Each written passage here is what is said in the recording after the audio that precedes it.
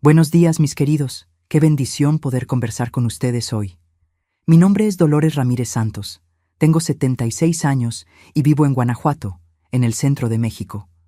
Una ciudad hermosa, con un fresquito que castiga los huesos de esta vieja, pero que calienta el corazón con las personas maravillosas que viven por aquí. Hoy en día, mi pasatiempo favorito es hacer mis colchas de retazos. Miren esta que tengo aquí en mi regazo. Cada pedacito de tela tiene una historia, ¿saben? Igual que nuestra vida, hecha de pedacitos de momentos que vamos juntando con el pasar de los años. Comencé con este trabajo manual después de que nacieron mis nietecitos. Quería que cada uno tuviera un recuerdo de la abuela para abrigarse en las noches frías. Mi día comienza tempranito, antes de que el sol aparezca. Preparo mi café bien fuerte, de ese estilo antiguo, colado en tela. Después me siento aquí en mi portal, donde estoy ahora, y comienzo a coser mientras los pajaritos cantan en el naranjo del patio. Es una paz que Dios me dio después de tanta tormenta, ¿saben?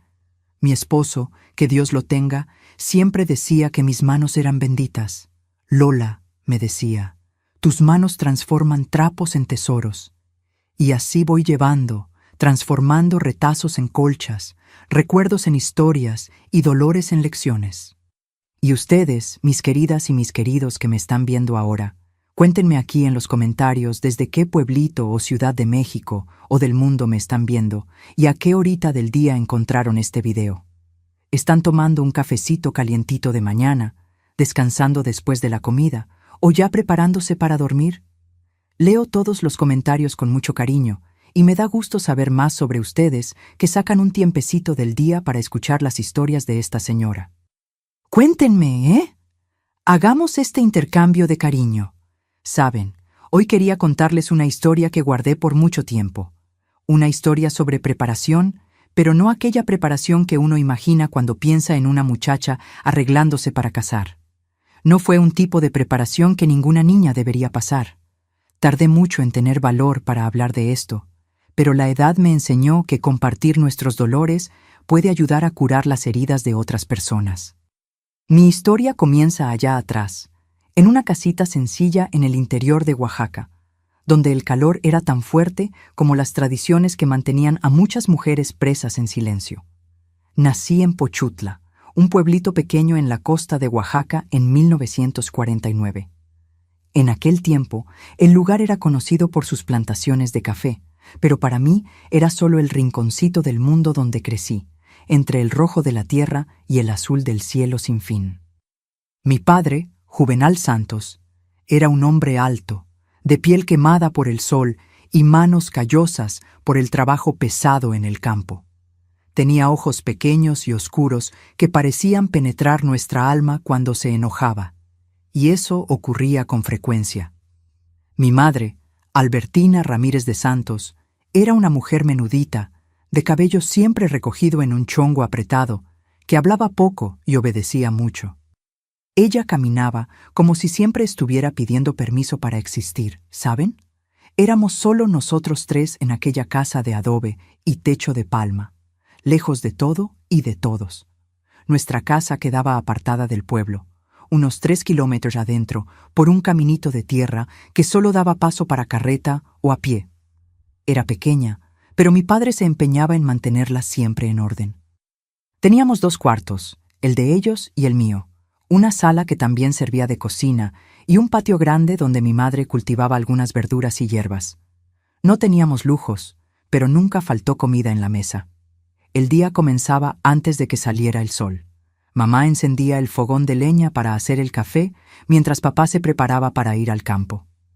Yo despertaba con el olor del café y el ruido de las ollas. Mi tarea era barrer el patio, dar maíz a las gallinas y ayudar a mamá con la ropa. Después iba a la escuela, un cuartito improvisado en la iglesia, donde la maestra Inocencia enseñaba a todos los niños de los alrededores, de varias edades diferentes. Me gustaba estudiar, principalmente aprender a leer. Los libros me llevaban lejos de aquella vida sencilla. Los juegos eran pocos, ya que no teníamos muchos vecinos cerca. A veces, el domingo después de misa, yo jugaba con las hijas de don Octavio, que tenía un rancho próximo al nuestro. La Desi y la Telma eran mis únicas amigas. Jugábamos a la ronda, a la casita hecha con hojas de plátano y a hacer muñecas de olote de maíz. Era una alegría que duraba poco, porque pronto mi padre aparecía diciendo que ya era hora de volver a casa. Fue por ahí de mis 9 años que comencé a notar que había algo diferente en nuestra familia. Cuando íbamos al pueblo, en las raras veces que sucedía, notaba cómo las otras madres conversaban y reían con sus hijas, cómo los padres jugaban con sus hijos. En nuestra casa, las palabras eran medidas, los gestos contenidos y las miradas siempre bajas. Una vez por semana, generalmente los sábados después de cenar, mi padre cerraba todas las ventanas de la casa a pesar del calor que hacía. Encendía un quinqué en su cuarto y el de mi madre, y los dos se quedaban ahí conversando en voz baja por un buen rato. Yo me quedaba en mi camita escuchando el murmullo de las voces, sin entender lo que decían.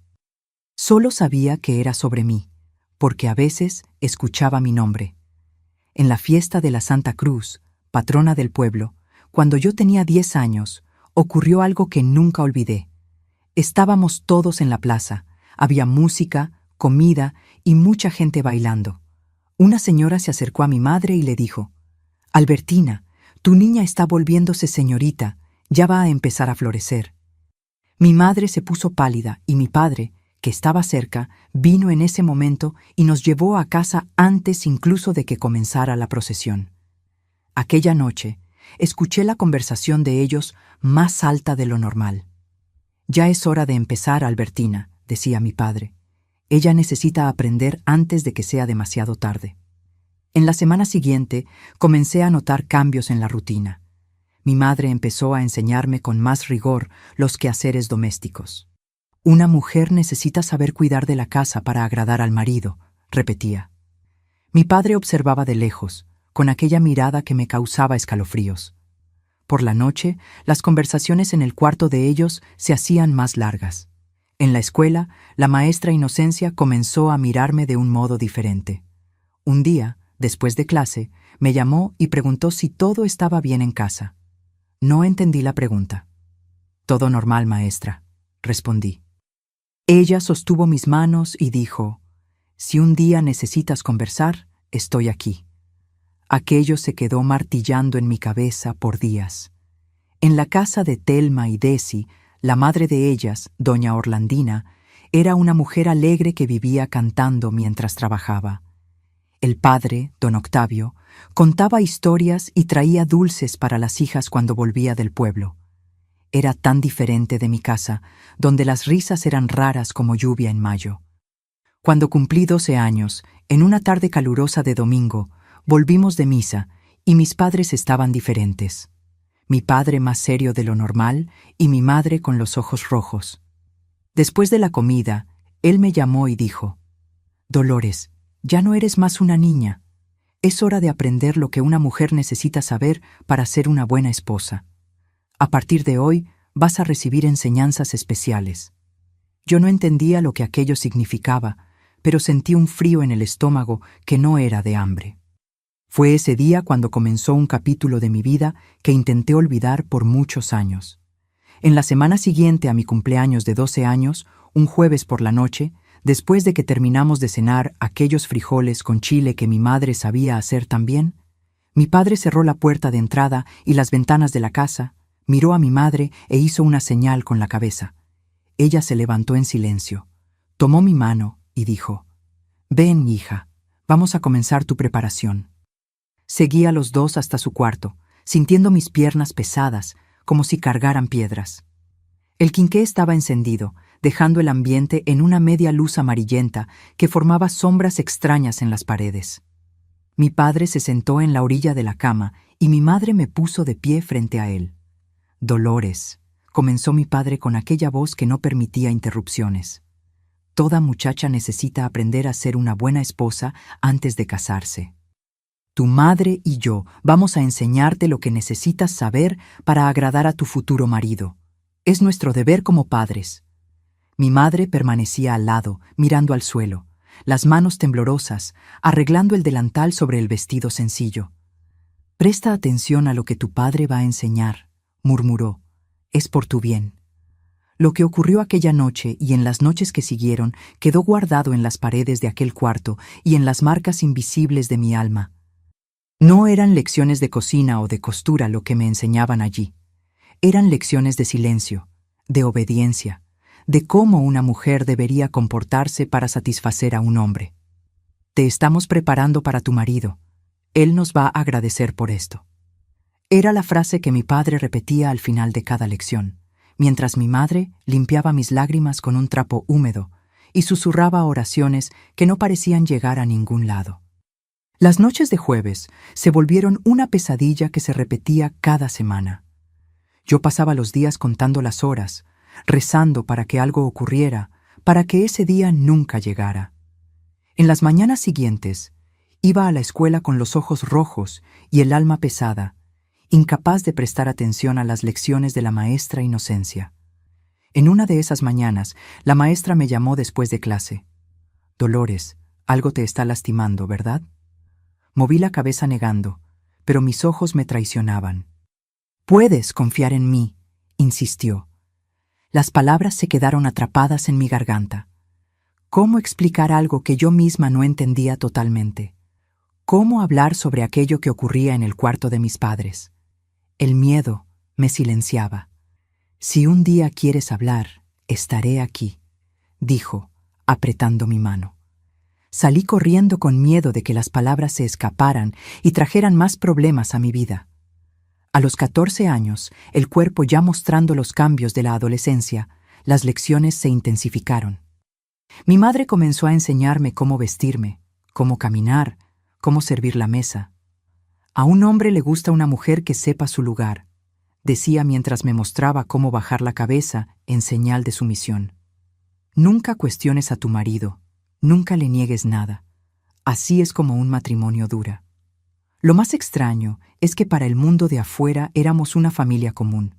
En las raras veces que íbamos a misa, mi padre era todo sonrisas, saludando al padre y a los vecinos.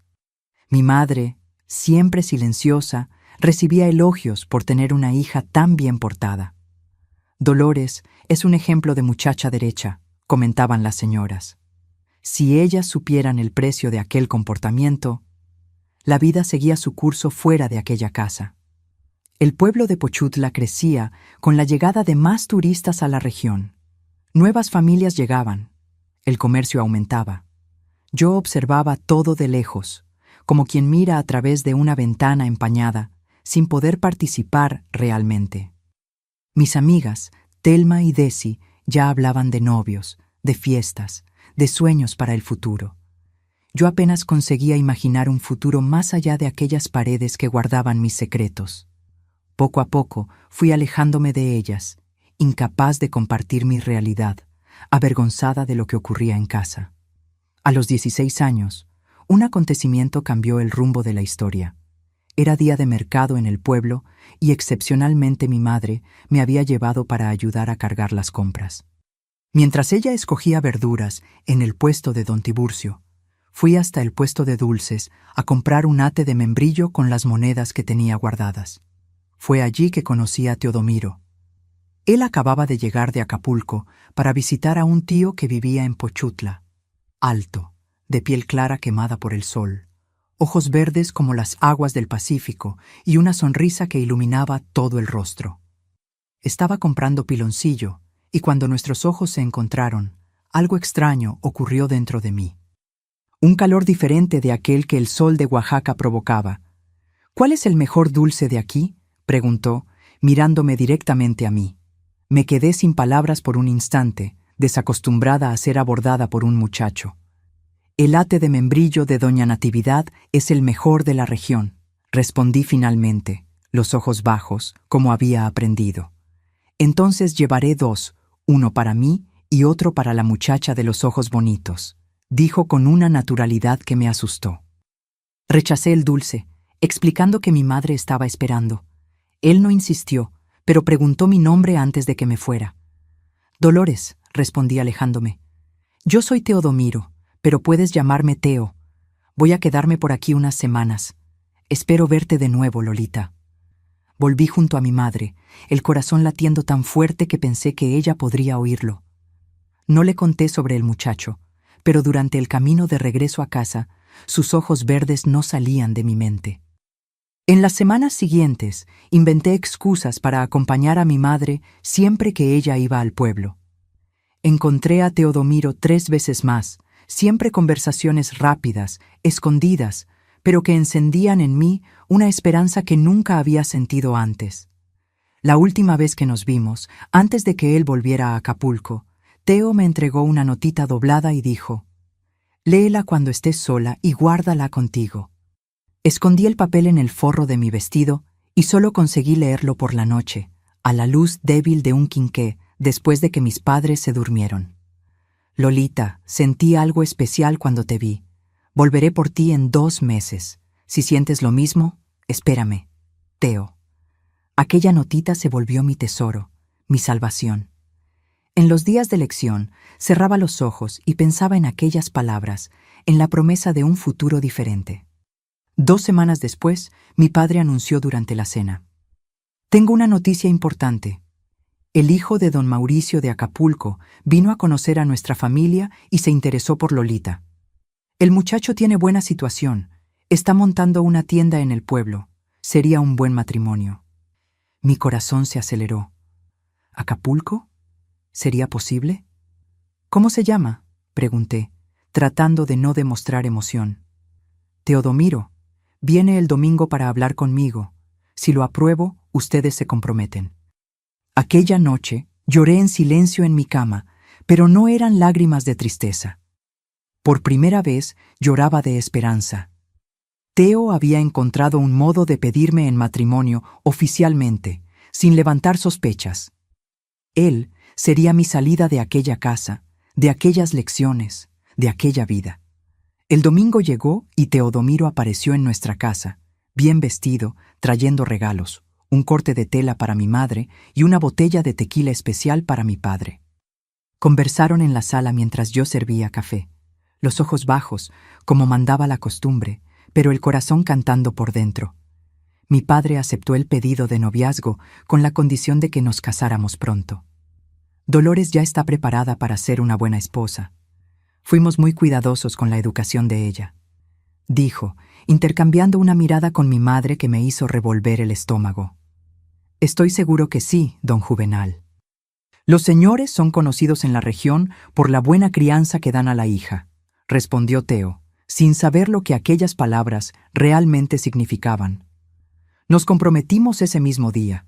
Teodomiro volvería en 2 semanas para acordar los detalles de la boda, que ocurriría en 3 meses. Cuando se despidió, me miró a los ojos por un breve momento y vi allí la promesa silenciosa de un futuro mejor.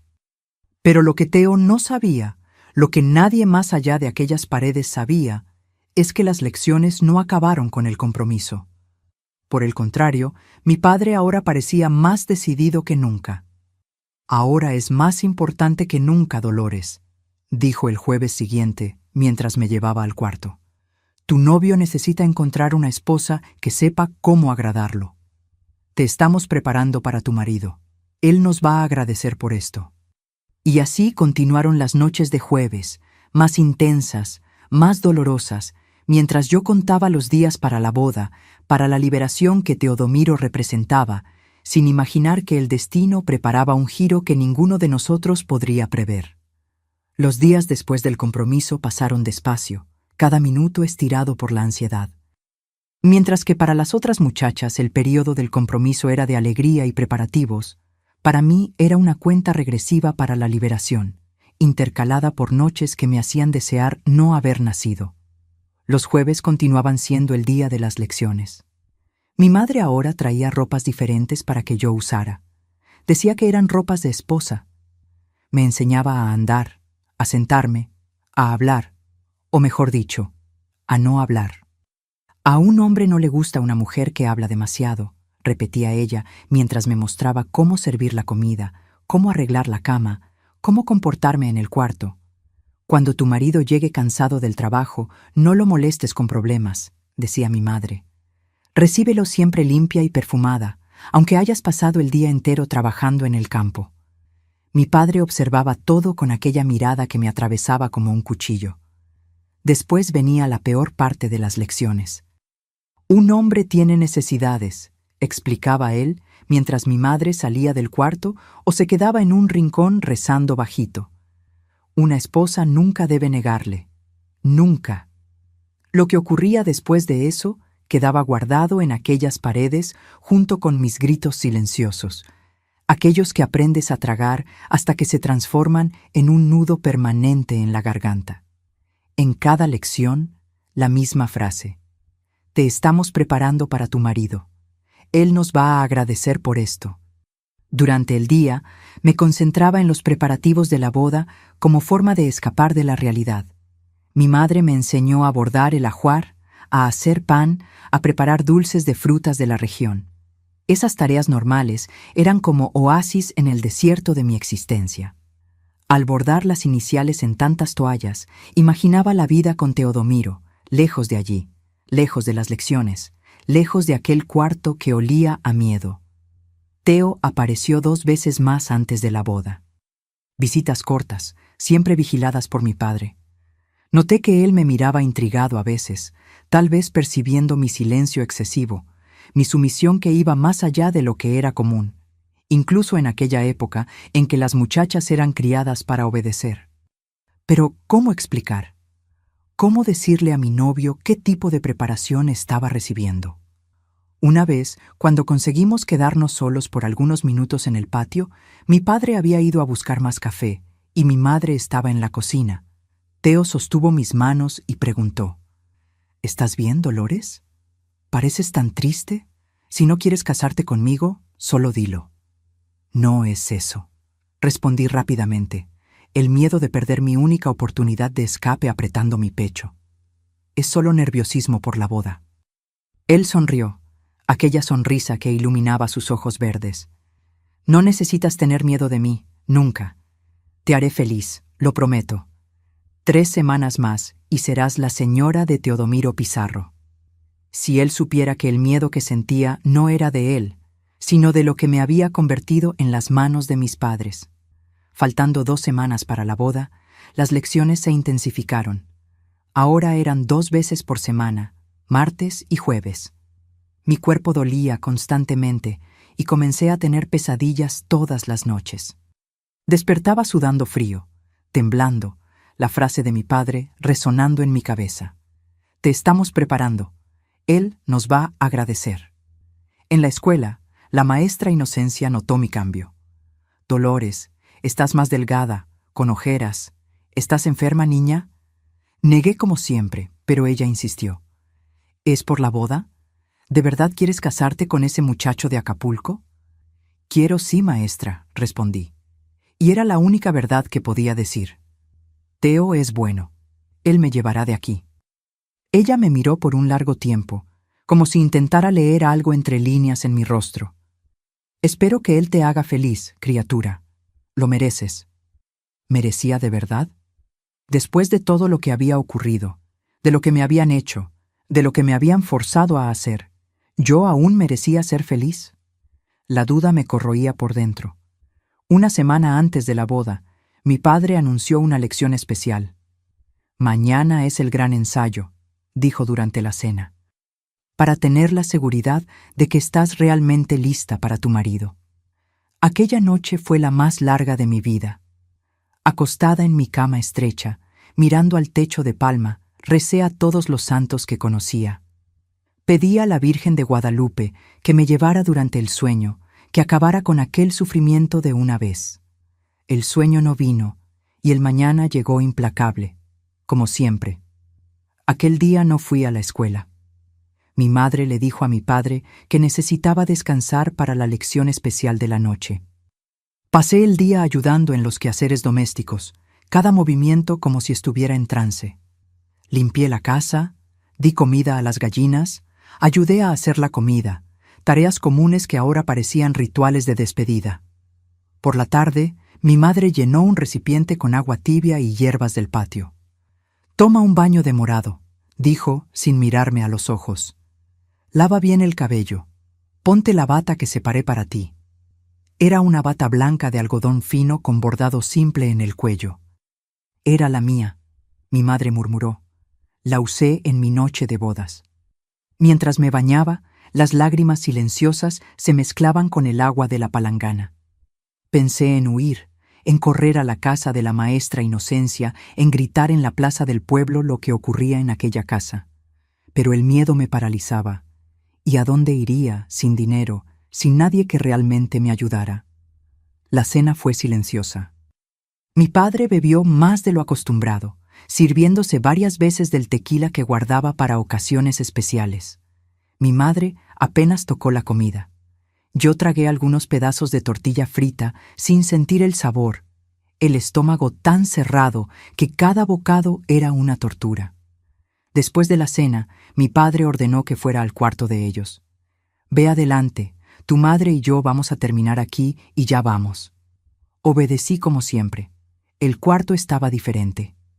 La cama arreglada con sábanas limpias, un quinqué nuevo encendido sobre la mesita de noche, un jarrón con flores del campo, probablemente recogidas por mi madre, en un rincón, como si aquel escenario pudiera disfrazar el horror que ocurría allí. Me senté en la orilla de la cama, las manos heladas a pesar del calor de la noche oaxaqueña. Oí pasos en el pasillo, voces bajas y luego silencio. Un silencio extraño, diferente del habitual. Esperé, el corazón latiendo tan fuerte que parecía querer escapar del pecho. Oí un ruido en la ventana, algo como rasguños. Miré asustada y vi una sombra pasar.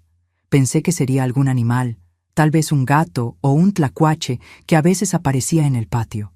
Pero entonces la sombra tomó forma humana y un rostro surgió en el cuadrado de la ventana. Teodomiro. Nuestras miradas se encontraron y vi en sus ojos primero la sorpresa, después la confusión. Él hizo un gesto pidiendo silencio y apuntó hacia la ventana, indicando que debería abrirla. Mis manos temblaban tanto que apenas conseguí levantar el seguro. «¿Qué estás haciendo aquí?», susurré cuando él saltó dentro del cuarto. «Vine a darte una sorpresa», respondió también en susurros. Conseguí terminar los negocios en Acapulco antes de lo previsto y pensé en venir a verte. Cuando llegué, vi las luces de la casa encendidas, pero nadie atendió cuando llamé. Di la vuelta y te vi entrar en este cuarto. «¿Por qué estás aquí, Dolores? ¿Este no es el cuarto de tus padres?». Antes de que pudiera responder, oímos pasos en el pasillo. Teo se escondió detrás de la puerta en el exacto momento en que mis padres entraron. Lo que ocurrió a continuación quedó grabado en mi memoria como una escena de pesadilla que se repite en cámara lenta. Mi padre entró primero, ya sin camisa, los ojos vidriosos por la bebida. Mi madre vino justo detrás, el rostro vacío de expresión, como una muñeca de trapo. «Vamos a comenzar la lección final», anunció mi padre, desabrochando el cinturón. «Hoy vas a mostrar todo lo que aprendiste». Mi madre se sentó en una silla en el rincón, como siempre hacía. Fue cuando notó la ventana abierta. «¡Juvenal! ¡La ventana!». Mi padre se volvió irritado. «¿Quién abrió esto?». Yo no respondí porque fue cuando Teodomiro salió de detrás de la puerta. Nunca olvidaré la expresión en el rostro de él. Los ojos verdes que yo tanto amaba, ahora oscurecidos por una furia que no conocía. El rostro contorsionado en una mezcla de asco y rabia. «¿Qué lección es esa que le están dando a mi prometida?», preguntó, la voz baja y peligrosa como nunca había oído antes. Mi padre se recompuso rápidamente. «Teodomiro, ¿qué haces aquí? Esto no es de tu incumbencia, muchacho. Estamos educando a nuestra hija, preparándola para el marido», Teo completó. Los escuché en el pasillo. «Te estamos preparando para tu marido. Él nos va a agradecer por esto». Es eso lo que le dicen a ella, ¿no es así? Mi madre se levantó temblorosa. «No entiendes. Es por su bien, para que el matrimonio de ustedes sea...». «¡Cállate, Albertina!», gritó mi padre. Después se volvió hacia Teo, el dedo apuntando. «Sal de mi casa ahora mismo, chamaco. Lo que hacemos con nuestra hija es problema nuestro. La criamos, la educamos del modo que nos parezca mejor». Teodomiro dio un paso adelante, poniéndose entre mí y mi padre. «¿Educar? ¿Es eso lo que llamas a lo que están haciendo con ella? Mírala. Mira el miedo en sus ojos. Fue cuando mi padre cometió el error. Avanzó hacia Teo, el puño levantado, gritando: «No sabes nada. Estamos haciendo que se vuelva una mujer de verdad, una esposa que sabe satisfacer a un hombre». Lo que siguió fue demasiado rápido. Teo se desvió del golpe y acertó a mi padre con un puñetazo tan fuerte que lo hizo tambalearse hacia atrás. Mi madre gritó. Yo grité. Y de repente la casa silenciosa estaba llena de gritos y sonidos de lucha. Mi padre, a pesar de la bebida, era un hombre fuerte, acostumbrado al trabajo pesado. Teodomiro era más joven y movido por una furia que parecía darle fuerza extra. Los dos se agarraron en medio del cuarto, derribando el quinqué, que por suerte se apagó antes de causar un incendio. En la oscuridad oía apenas los sonidos de la pelea, los gruñidos, los golpes.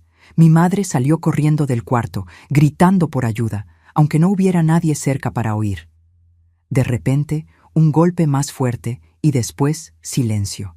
Por un momento terrible, pensé que mi padre había matado a Teo, pero entonces una mano sostuvo la mía, una mano que reconocería entre 1000. «Vamos a salir de aquí», Teodomiro susurró, jalándome fuera del cuarto.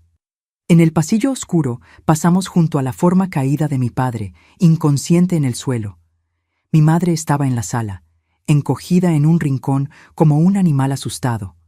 Cuando nos vio, se levantó. «Dolores, hija». Teo paró, aún sosteniendo mi mano. «Usted sabía lo que estaba pasando. Sabía y lo permitió». «No entiendes», murmuró ella, las lágrimas corriendo por el rostro envejecido antes de tiempo. «Él me hizo lo mismo a mí. Es así como son las cosas. Una mujer necesita aprender». «No, no necesita», Teo explotó. «Eso no es educación, es monstruosidad, y voy a sacar a Dolores de aquí ahora». Miré a mi madre una última vez. En el fondo de sus ojos, más allá del miedo y de la vergüenza, vi algo que tardé en reconocer. Alivio. Como si una parte de ella, enterrada bajo años de sumisión, estuviera feliz por verme escapar del destino que había sido el suyo. «Ve, hija», susurró. «Ve y no mires atrás». Teodomiro me llevó fuera de la casa donde pasé toda mi vida. La noche estaba clara, llena de estrellas, el aire perfumado por el jazmín que crecía salvaje en el patio. En aquel momento, bajo aquel cielo de Oaxaca, sentí que estaba naciendo de nuevo. «Sube», dijo Teo, indicando el caballo amarrado cerca de la entrada. «Vamos al pueblo, tengo un cuarto alquilado allá». «¿Y mi padre?», pregunté aún en shock. «Despertará pronto, y cuando despierte es mejor que estemos lejos». Monté en la grupa del caballo, abrazando la cintura de Teo, como si él fuera mi tabla de salvación en un mar revuelto. Mientras nos alejábamos por el camino de tierra, miré una última vez hacia la casa que había sido mi prisión por tantos años. La puerta estaba abierta, la silueta de mi madre recortada contra la luz débil del interior. Aquella noche, dejé atrás no solo una casa, sino una vida entera de miedo y humillación. Lo que no sabía es que el camino adelante estaría tan lleno de curvas y obstáculos como el que quedaba atrás. El cuarto que Teodomiro había alquilado en la posada de doña Eulalia, en el centro de Pochutla, era pequeño, pero limpio. Una habitación simple con una cama individual, una mesita con una palangana para lavar la cara y un baúl para guardar ropa. Aquella noche, Teo me dejó sola en el cuarto y fue a dormir en la sala de la posada, en un sofá viejo que doña Eulalia improvisó como cama. «Mañana decidiremos qué hacer», dijo antes de salir. «Ahora descansa. Estás segura aquí». ¿Segura? Una palabra que yo apenas conocía el significado. Acostada en aquella cama extraña, aún vistiendo la bata blanca de mi madre, temblaba como una hoja al viento, esperando en cualquier momento oír los pasos de mi padre en el pasillo. El sueño vino como una ola que me tragó de repente, agotada como estaba de miedo y emoción. Desperté con golpes fuertes en la puerta. Abrí los ojos desorientada, sin reconocer dónde estaba. Y entonces los recuerdos de la noche anterior volvieron como un puñetazo en el estómago.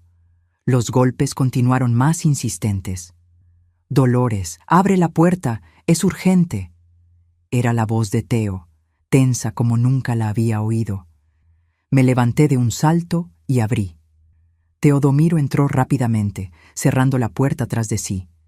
Estaba pálido, el cabello despeinado, la ropa arrugada, como si hubiera dormido mal. «Tu padre está en el pueblo», dijo sin rodeos. «Está en la delegación ahora mismo, presentando una queja contra mí por invasión de propiedad y agresión, y contra ti por comportamiento inmoral». Sentí la sangre huir de mi rostro. Comportamiento inmoral. Era así como el mundo vería: una hija huyendo con el novio antes de la boda, un escándalo en un pueblo pequeño donde todos se conocían y comentaban. Le dijo al delegado que te seduje, que planeamos todo para llevarte lejos antes de la boda. Teo continuó caminando de un lado a otro en el cuarto apretado. Dijo que te encontró conmigo en el cuarto de ellos, y cuando él intentó defender tu honor, yo lo agredí. «Pero eso no es verdad», exclamé, la voz temblando de indignación. «¿Cómo puede mentir así?».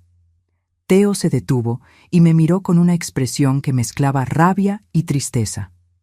«Puede porque nadie conoce la verdad, Lolita. Nadie sabe lo que ocurría en aquella casa. ¿Y tú crees que alguien creería si contáramos? ¿Un padre haciendo aquello con la propia hija y con la madre permitiendo? La gente prefiere creer en la versión de él. La hija rebelde, el novio sin escrúpulos. Él tenía razón, y eso era lo más terrible. ¿Quién creería en nosotros contra la palabra de Juvenal Santos, un hombre respetado en la comunidad, conocido por ser trabajador y religioso? La vergüenza que sentía por los años de abuso ahora se mezclaba al miedo del juicio público. «¿Qué vamos a hacer?», pregunté, sintiendo las lágrimas quemar en los ojos. «Tenemos que salir de aquí ahora», respondió Teo. «El delegado Osorio es amigo de tu padre. Va a mandar que me arresten antes del final del día». «¿A dónde?». «A Acapulco primero. Tengo familia allá. Podemos quedarnos por un tiempo. Después veremos». En aquel momento golpearon nuevamente en la puerta. Teo hizo señal de que me quedara callada, pero una voz femenina llamó bajito. «Don Teodomiro, soy yo, Eulalia. Necesito hablar con usted». Teo abrió una rendija de la puerta y la casera entró rápidamente, cerrando la puerta tras de sí. Era una mujer baja y robusta, de cabello canoso recogido en un chongo, ojos pequeños y atentos que parecían ver más allá de las apariencias.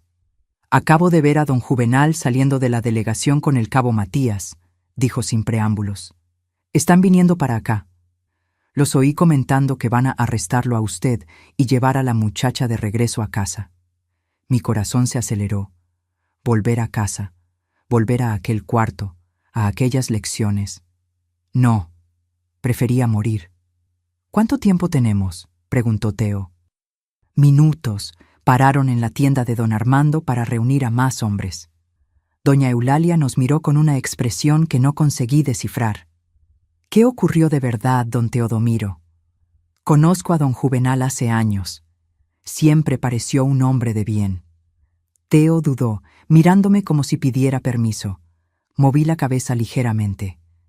¿Qué teníamos que perder ahora? En pocas palabras, Teo contó a doña Eulalia lo que había presenciado la noche anterior. Las lecciones, las frases de mi padre, el estado en que me encontró. No entró en detalles, pero dijo lo suficiente para que la mujer llevara la mano a la boca, horrorizada. «Dios mío», murmuró, haciendo la señal de la cruz. «Ese hombre con la propia hija y la madre». «¿La señora nos cree?», pregunté sorprendida. Doña Eulalia se acercó y sostuvo mis manos entre las suyas, callosas por años de trabajo duro. «Niña, tengo edad suficiente para saber que el mal muchas veces se esconde detrás de rostros respetables. Y tus ojos dicen la verdad que tu boca tiene miedo de decir». Fue como si una presa se rompiera dentro de mí. Las lágrimas que había reprimido por tantos años comenzaron a caer y sollozos sacudían mi cuerpo. Doña Eulalia me abrazó como mi madre nunca lo había hecho. Un abrazo protector, sin segundas intenciones, sin el peso del miedo.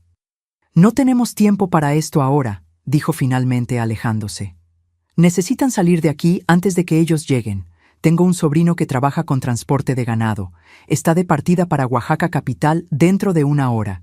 Si se esconden en el camión entre las cajas de mercancía, él puede llevarlos. ¿Oaxaca capital? Teo dudó. Estaba pensando en Acapulco. Tu padre buscará primero en Acapulco, muchacho. Todo el mundo sabe que eres de allá.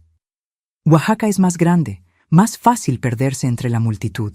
De allí pueden seguir a donde quieran. Era una oportunidad, tal vez la única que tendríamos. Teo concordó rápidamente. Ponte esto, dijo doña Eulalia, sacando un vestido simple del bolsillo del delantal. Deja la bata aquí. Es mejor no llevar nada que recuerde aquella casa. Mientras me vestía apresuradamente detrás de un biombo improvisado con una sábana, doña Eulalia instruía a Teo sobre cómo encontrar a su sobrino Damián en el patio del mercado municipal. Tiene un camión verde bien viejo. Díganle que yo los mandé y que es urgente. Damián es un buen muchacho, entenderá. No teníamos equipaje, no teníamos nada más que la ropa que llevábamos puesta. Teo tenía apenas el dinero que cargaba en la cartera, suficiente para algunos días, no más que eso. ¿Y la boda? Pregunté de repente, recordando que dentro de 1 semana deberíamos estar casándonos en la iglesia de la Santa Cruz. Teo sostuvo mis manos y me miró a los ojos. Dolores, si tú aún quieres casarte conmigo después de todo esto, haremos eso en otro lugar, lejos de aquí. Pero si prefieres seguir tu camino sola, voy a entender. Quiero quedarme contigo, respondí sin dudar. Eres lo único bueno que ha ocurrido en mi vida. Un ruido en la calle nos alertó. Doña Eulalia corrió hasta la ventana y espió a través de las cortinas. ¡Ellos están viniendo! ¡Salgan por la puerta de atrás! ¡Rápido! Salimos por la parte de atrás de la posada.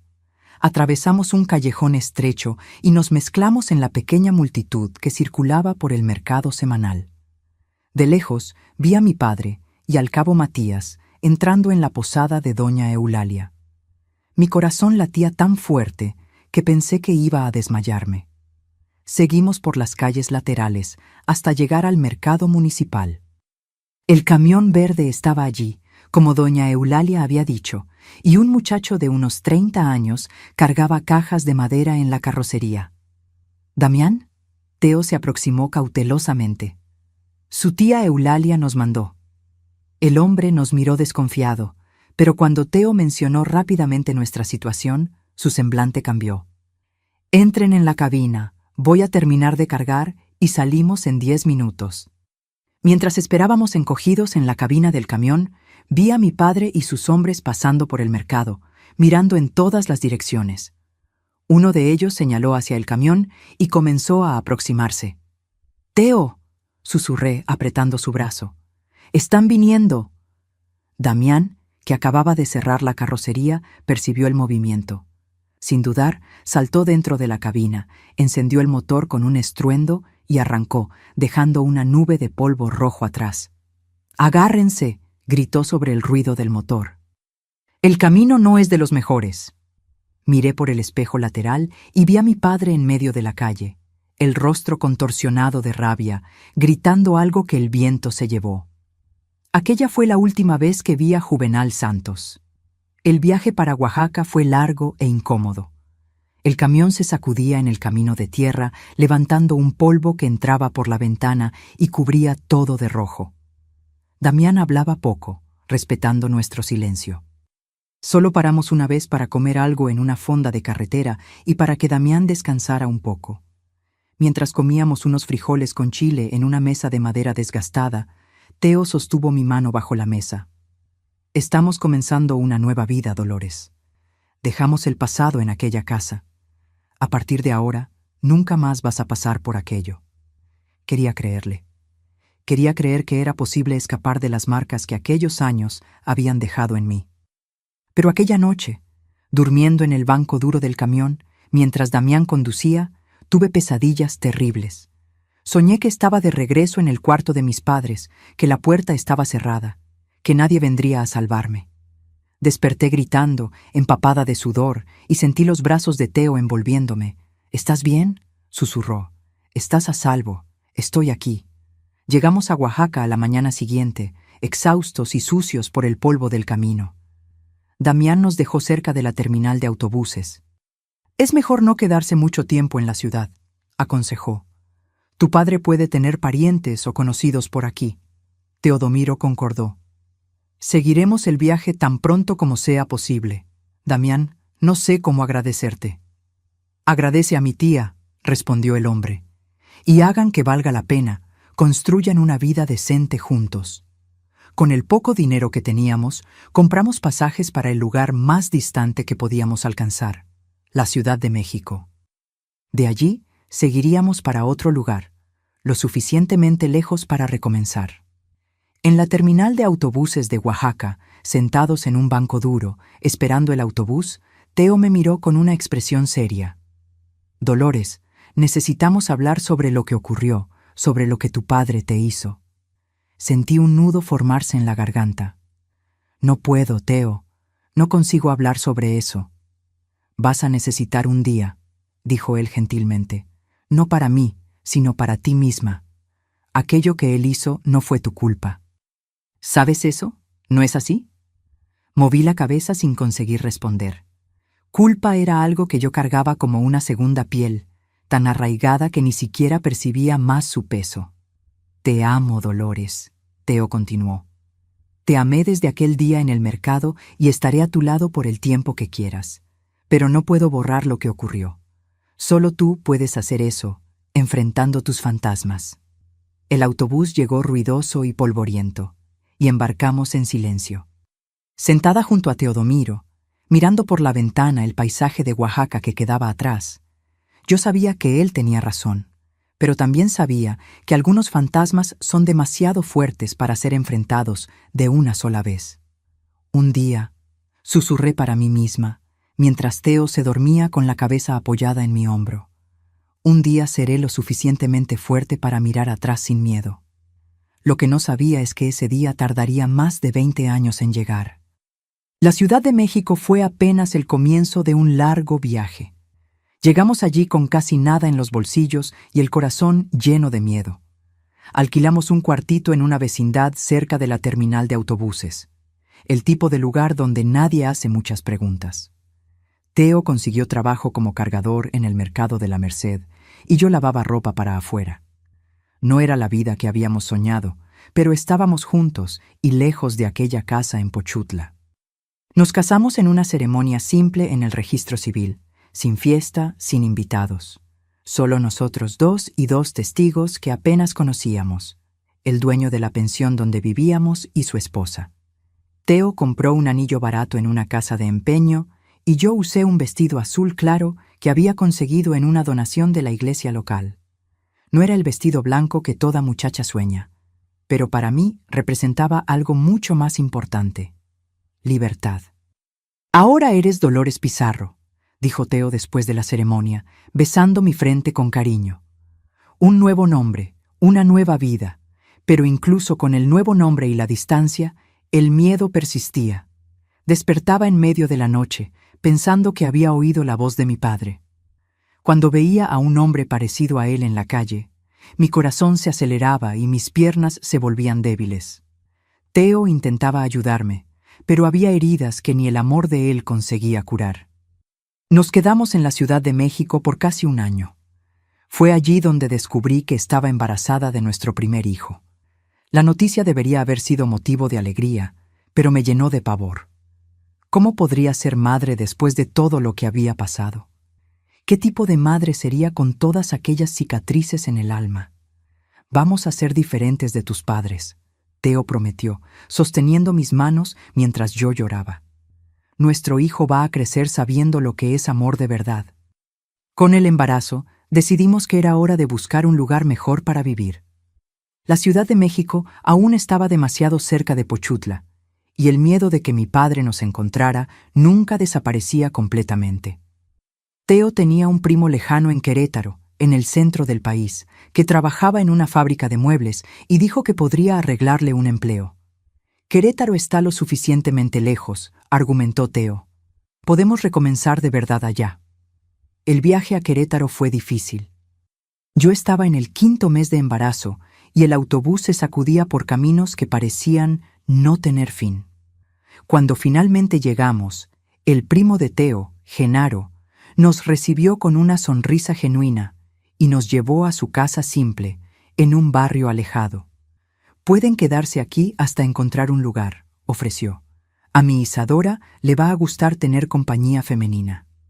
Isadora, esposa de Genaro, era una mujer de sonrisa fácil y manos siempre ocupadas. Tenía 2 hijos pequeños y esperaba el tercero. Me acogió como a una hermana, sin hacer preguntas sobre mi pasado, respetando mis silencios. Sé reconocer dolor en los ojos de otra mujer, me dijo una vez mientras hacíamos tortillas juntas. Cuando estés lista para hablar, estaré aquí para escuchar.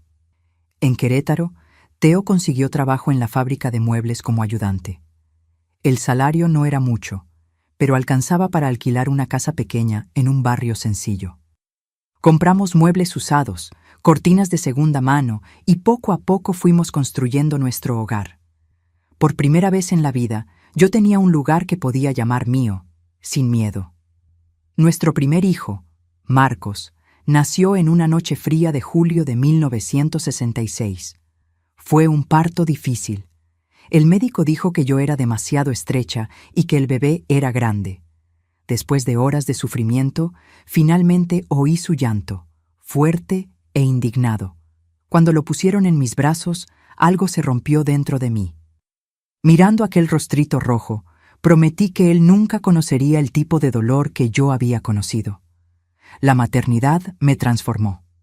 Por Marcos encontré fuerzas que no sabía que tenía. Las noches sin dormir, los pañales para lavar, la lactancia dolorosa. Todo eso era diferente del dolor que había conocido antes.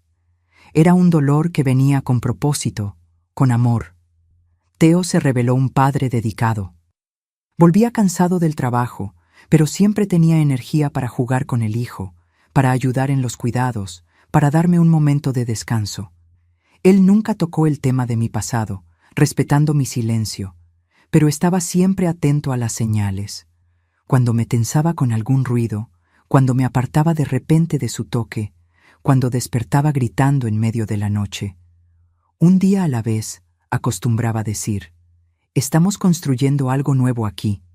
Los años fueron pasando. Marcos creció y en 1968 tuvimos a nuestra hija Cecilia. Nuestra vida en Querétaro era simple, pero estable. Teo fue promovido a carpintero en la fábrica y yo comencé a vender dulces caseros para complementar los ingresos. Los niños frecuentaban la escuela pública del barrio. Tenían amigos, eran niños normales, algo que yo nunca había sido. Pero el pasado tiene un modo de encontrarnos, incluso cuando pensamos haber huido de él. A inicios de 1970, recibimos una carta que cambiaría todo nuevamente. Era de doña Eulalia, la dueña de la posada en Pochutla, que nos había ayudado a huir. Ella había conseguido nuestra dirección a través de su sobrino Damián, quien a su vez había encontrado a Genaro durante una entrega en Querétaro. «Queridos Dolores y Teodomiro», decía la carta con la caligrafía temblorosa de la señora. «Espero que esta carta los encuentre bien y con salud. Tengo noticias que creo que deben saber. Juvenal Santos, padre de Dolores, falleció hace 2 semanas de una fiebre que no cedió. Antes de morir, confesó al padre Alfonso los pecados que cometió contra la propia hija. El padre, respetando el secreto de confesión, no reveló detalles, pero dijo que Juvenal partió arrepentido y pidiendo perdón. Albertina, su madre, Dolores, está muy enferma y pide verte una última vez. Ella está viviendo con la familia de don Octavio, que la acogió cuando se quedó sola. Si pueden, vengan. Si no pueden o no quieren, entenderé. Que Dios los bendiga». Leí la carta 3 veces, las manos temblando cada vez más. Mi padre estaba muerto. Muerto. Aquel que había sido el centro de mis pesadillas por tantos años ya no existía más. Y mi madre, aquella que había permitido que todo ocurriera, estaba pidiendo verme. Mostré la carta a Teo cuando volvió del trabajo. Él la leyó en silencio, el rostro serio. «¿Qué quieres hacer?», preguntó finalmente. «No sé», respondí honestamente. «Una parte de mí quiere olvidar que recibimos esta carta. Otra parte quiere ir a verla. Para entender», completó Teo, «para cerrar este ciclo». Pasé días pensando, rezando, llorando sola cuando los niños dormían. Finalmente tomé mi decisión. «Voy a volver a Pochutla», le dije una noche. «Necesito mirar a los ojos de mi madre una última vez. Necesito entender por qué permitió todo aquello». «Voy contigo», respondió él inmediatamente. «No», dije, sorprendiéndonos a los dos con mi firmeza. «Los niños te necesitan aquí y esto es algo que necesito hacer sola». Fue la decisión más difícil de mi vida. Dejar a mis hijos, aunque fuera por pocos días, me partía el corazón. Pero yo sabía que necesitaba enfrentar mis demonios de una vez por todas si quería ser completamente libre. El viaje de regreso a Pochutla fue como volver en el tiempo. El autobús, el polvo rojo, el calor de la costa, todo me traía recuerdos que había intentado enterrar. Cuando bajé en la terminal pequeña del pueblo, sentí mis piernas debilitarse. 5 años habían pasado desde que huí de allí con Teo en aquella noche fatídica. El pueblo había cambiado poco. Algunas casas nuevas, una plaza reformada, pero la esencia era la misma. Caminé hasta la posada de doña Eulalia, el corazón latiendo tan fuerte que pensé que iba a explotar. La señora me recibió con lágrimas en los ojos. «Lolita, viniste. No puedo creerlo». Ella me abrazó con fuerza y, por un momento, me permití ser apenas una niña asustada en los brazos de alguien que me había ayudado cuando más lo necesité. «¿Cómo está mi madre?», pregunté después de recomponerme. «Mal», respondió doña Eulalia con sinceridad. «Los médicos dicen que es el corazón, pero yo creo que es la culpa lo que la está matando. Desde que tu padre murió, ella se marchitó como una planta sin agua». «¿Dónde está ella?» «En la casa de Orlandina y Octavio». «¿Los recuerdas? Tenían 2 hijas que eran tus amigas. Desi y Telma», murmuré, recordando a las únicas amigas de mi infancia. «Eso mismo. Desi se casó y se fue, pero Telma todavía vive con los padres. Fueron ellos quienes acogieron a tu madre cuando se quedó sola». Al día siguiente, doña Eulalia me acompañó hasta la casa de don Octavio. Era una casa simple a la entrada del pueblo, con un patio grande donde las gallinas escarbaban libremente. Telma, ahora una mujer hecha y derecha, vino a recibirnos a la puerta. «Dolores», dijo con una sonrisa triste, «has cambiado tanto. Estás bonita». Entramos, y ella me llevó hasta un cuarto en la parte trasera de la casa. El olor a medicinas y enfermedad era fuerte. En la cama estrecha, una figura esquelética respiraba con dificultad. Tardé algunos segundos en reconocer a mi propia madre. Albertina estaba irreconocible. El rostro hundido, el cabello blanco y ralo, la piel amarillenta. Parecía haber envejecido 30 años en apenas 5. Cuando me vio, sus ojos se agrandaron y trató de sentarse sin conseguirlo. «Dolores», susurró, la voz casi inaudible. «¿Viniste?». Telma y doña Eulalia salieron discretamente, cerrando la puerta. Me quedé allí de pie junto a la cama, sin saber qué decir, qué sentir. Rabia, lástima, tristeza, compasión, todo se mezclaba dentro de mí. «Puedes acercarte», pidió mi madre. «No voy a lastimarte». Di 2 pasos vacilantes y me senté en la orilla de la cama. Ella extendió una mano temblorosa y tocó mi rostro, los dedos fríos como hielo. «Estás bonita», dijo. «Pareces feliz». «Lo estoy», respondí, sorprendida por la firmeza de mi voz. «Tengo un buen marido y 2 hijos maravillosos». Ella sonrió, una sonrisa frágil que no alcanzó sus ojos cansados. Qué bueno que escapaste». Nos quedamos en silencio por un momento. El único sonido era su respiración difícil. Entonces, reuniendo valor, pregunté lo que había venido a preguntar. «¿Por qué, mamá?». ¿Por qué permitiste que él hiciera aquello conmigo? ¿Por qué no me protegiste? Ella cerró los ojos y por un momento pensé que no respondería. Pero entonces, con un suspiro profundo, comenzó a hablar. Cuando me casé con tu padre, yo tenía 15 años. Él era mayor, fuerte, decidido. Mis padres pensaron que sería un buen matrimonio. Al principio fue normal. Él trabajaba, yo cuidaba la casa. Pero después de que naciste, algo cambió en él. Comenzó a tratarme diferente, a exigir cosas, a hacer cosas. Ella se detuvo, tragando saliva con dificultad. Yo tenía miedo de él, Dolores. Tanto miedo que no podía respirar bien cuando él estaba cerca. Decía que si no hacía lo que él quería, nos mataría a las dos. Y yo le creía. Cuando comenzaste a crecer, a convertirte en señorita, vi en sus ojos la misma mirada que tenía cuando me conoció. Intenté protegerte. Juro que lo intenté, pero él era más fuerte. Y yo era demasiado débil. Lágrimas corrían por su rostro arrugado. No espero que me perdones, hija. Sé que no lo merezco. Solo quería que supieras que me arrepiento todos los días, a cada minuto, por no haber tenido el valor de enfrentarlo, de huir contigo, de hacer cualquier cosa para salvarte de aquel infierno. Miré a aquella mujer quebrada, consumida por la culpa y el miedo, y sentí algo inesperado: compasión. No era perdón, no todavía, pero era un comienzo. Él lo confesó todo antes de morir, continuó. Al Padre, no a mí. Después de que ustedes huyeron, él se volvió como loco. Quería ir tras ustedes, quería traerte de vuelta, pero no tenía dinero. No sabía a dónde habían ido. Con el tiempo, se fue consumiendo en rabia, bebiendo cada vez más. Cuando enfermó, el remordimiento finalmente lo alcanzó. Ella sostuvo mi mano con sorprendente fuerza. Murió pidiendo perdón, Dolores. No sé si eso significa algo para ti, pero quería que lo supieras. No respondí. No tenía palabras para expresar lo que sentía.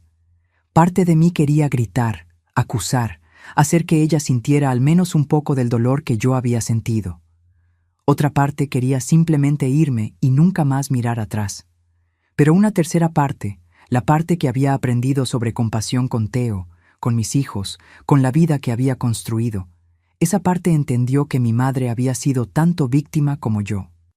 «Tengo algo para ti», dijo, señalando una cajita en la mesa de noche. «La guardé cuando salí de nuestra casa. Sabía que un día volverías». Abrí la caja y encontré un medallón de plata, simple, pero bonito. «Era de mi abuela», explicó mi madre. «Pasó a mi madre, después a mí. Ahora es tuyo».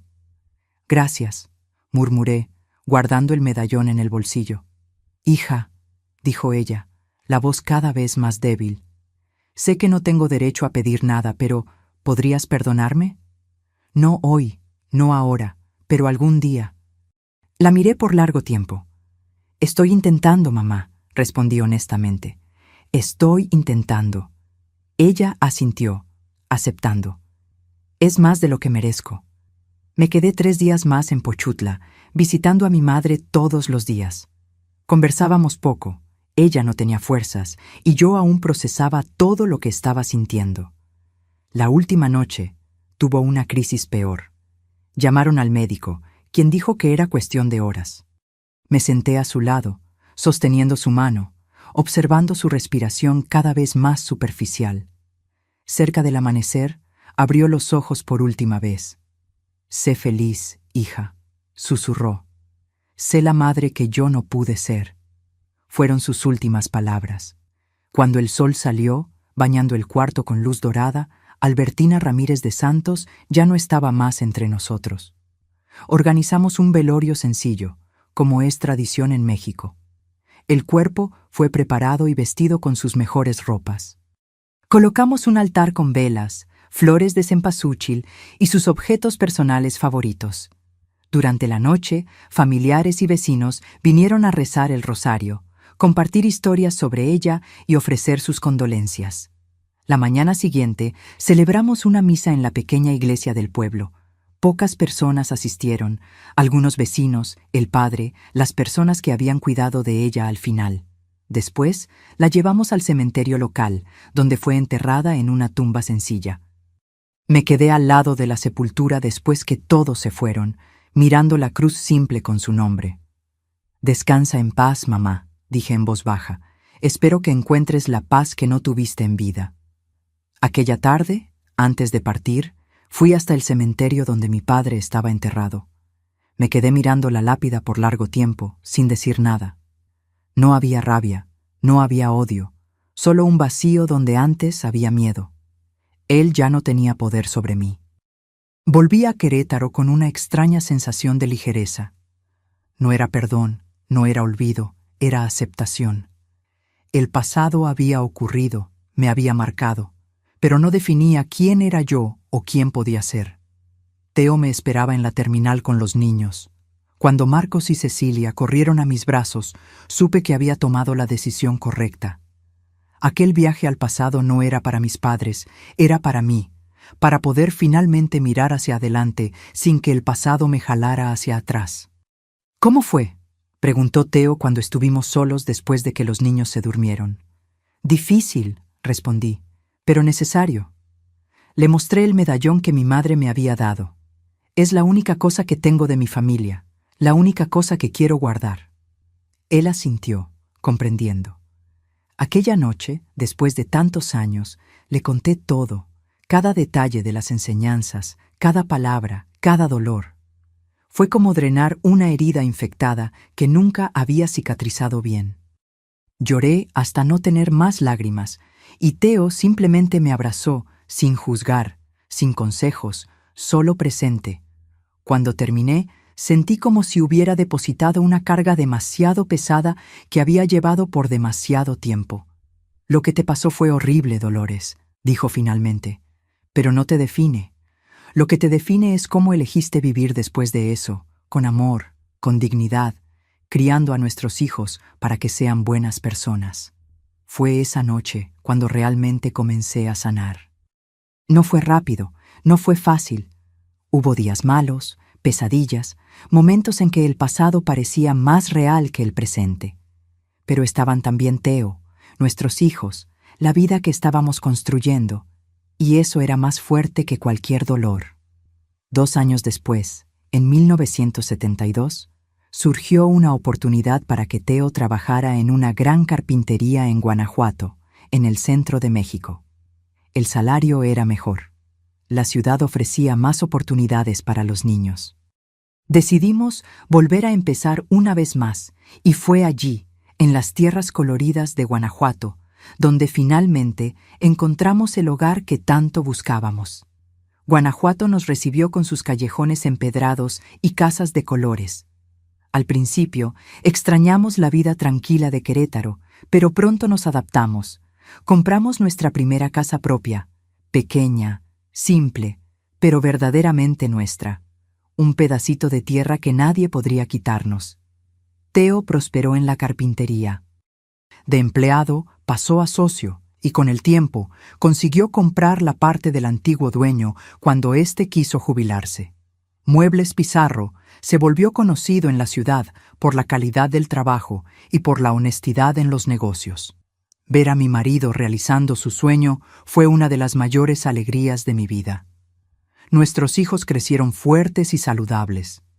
Marcos, con el carácter decidido de su padre, se formó como profesor y hoy enseña matemáticas en la secundaria. Cecilia, mi dulce niña de espíritu libre, se convirtió en enfermera. Ambos se casaron y me dieron 5 nietos maravillosos que son la luz de mis días. El medallón que mi madre me dio permaneció guardado en una cajita por muchos años. No conseguía usarlo, pues aún traía recuerdos dolorosos. Fue solo cuando mi primera nieta, Lucía, cumplió 15 años, que finalmente lo saqué del escondite.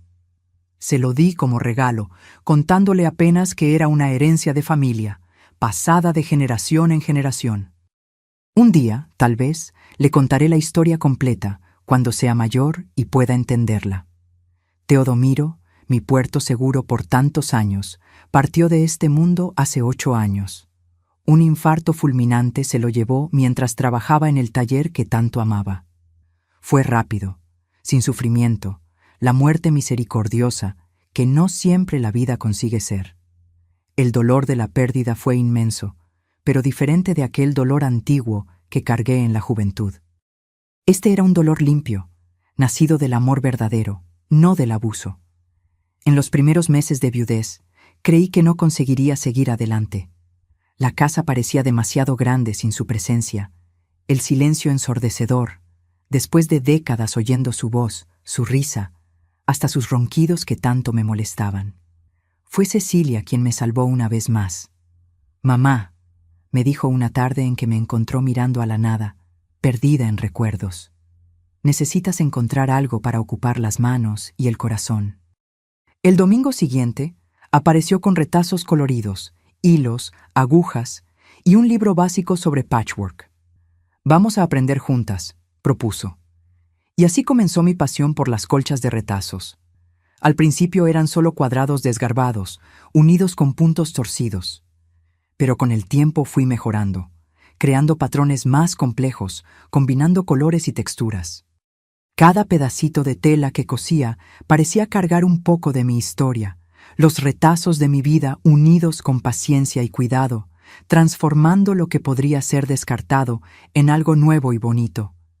Hice una colcha para cada hijo, para cada nieto, para amigos queridos. Comencé a dar clases de patchwork en el centro comunitario del barrio para otras señoras. A los 70 años, descubrí que aún tenía mucho que aprender y enseñar. Esta casa donde vivo ahora, aquí en Guanajuato, es el hogar que siempre soñé tener.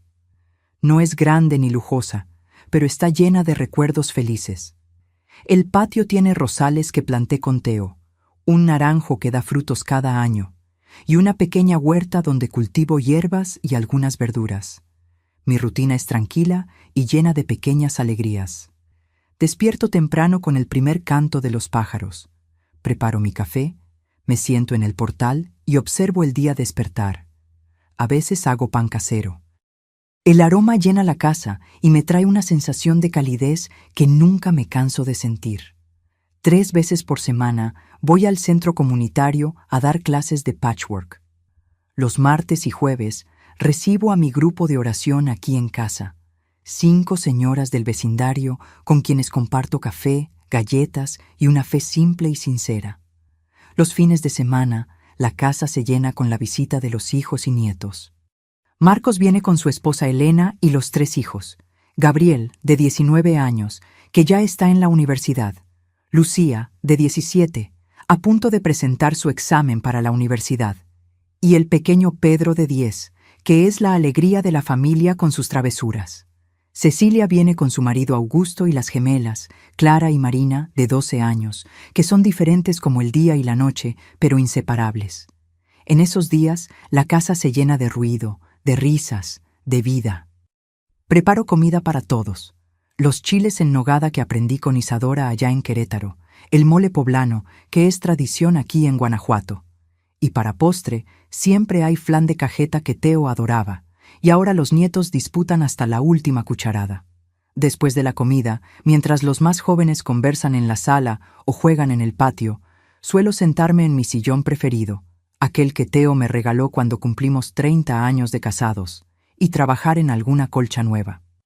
A veces, Lucía o las gemelas se sientan conmigo y voy enseñándoles los puntos, contando historias de antes, transmitiendo no solo la técnica, sino también un poco de mi alma. No tengo mucho, pero tengo lo suficiente. Mi pensión es modesta, complementada por la que Teo dejó y por el pequeño ingreso de las clases de patchwork. No necesito lujos ni viajes caros. Mi mayor riqueza está en las pequeñas cosas, en la sonrisa de mis nietos, en el cariño de mis hijos, en las amistades verdaderas que construí a lo largo de los años. Mi pasado aún está ahí, como una cicatriz antigua que a veces duele cuando el tiempo cambia. Nunca olvidé lo que viví, pero aprendí a no dejar que esos recuerdos definan quién soy. Las lecciones que mis padres intentaron enseñarme no fueron las que llevé para la vida. En vez de eso, aprendí sobre amor con Teodomiro, sobre valor con mis hijos, sobre perdón conmigo misma. Cuando miro hacia atrás, veo cuánto camino recorrí desde aquella noche en que Teo me rescató.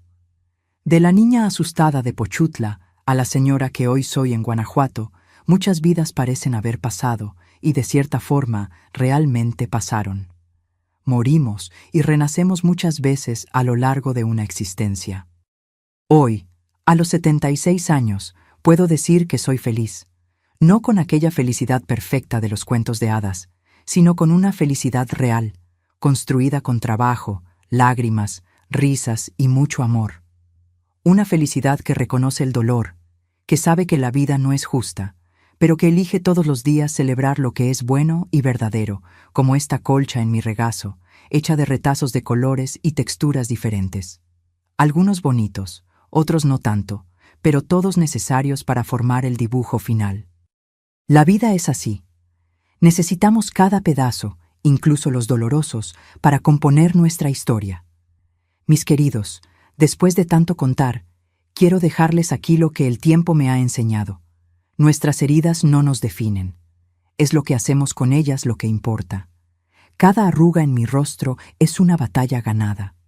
Cuando huí a los 16 años, no sabía de la fuerza que habitaba en mí. Hoy, a los 76, cargo esa certeza como un tesoro. Incluso en la oscuridad más profunda, nuestra luz jamás se apaga.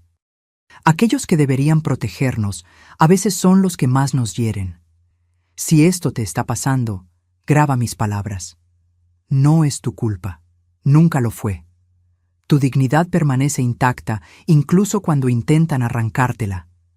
Mira a tu alrededor. Siempre hay un Teodomiro, una doña Eulalia, una maestra Inocencia, personas que ven más allá de las apariencias y extienden la mano cuando más lo necesitamos. Búscalas. Existen.